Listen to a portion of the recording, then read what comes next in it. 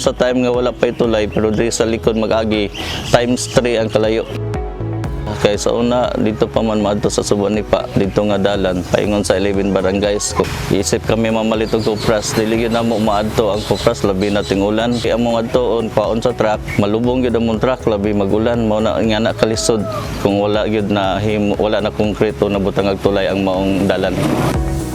Magpatong mi og 150 per kilo sa time nga among kaon ilahang kupras para maka-recover mi sa maong expenses like sa krudo, like sa maintenance sa maong sakyanan kay sa time malubong ta or magdala man mag tao nga additional man para motabang og tulod. Karon nanay dala, nanay tulay, so direct na siya. Ang oras pod sa una mo kung kag duha ka oras, karon oras wa nay oras mabot na ka.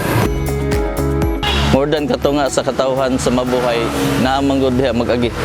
So dako kay katabang siya pag-anhi nga malis ang ilang pasahe, dili na mo tuyok pa, mo direct na sila ang ilang pasahe. Dako kayo og katabang nga imbes nga mo pasahe og 300, 100 na lang. Dili na may mag-charge, labi na daghan, dili na namo utang mag-charge kay ang dalan dool ra plus nindot pa. Makasave sila ma'am kay sa una kung presyo mo diri 25, 24 na lang ila kay kuan man namo. So karon kung 25 mo diri tungod sa mayo ang dalan, ang presyo 25 na tungod sa dalan nga concrete og pasabol na kayo dool ra. Sa una ako tulo lang mi karon marag walo na mi namalit tungod sa mayo ang dalan. Ko kay mi pasalamat kami mga negosyante kay amo ang mga sakyanan dili na maglisod pagkuha sa mga produkto labi sa kupras ug maghatod pud mi sa mga hardware.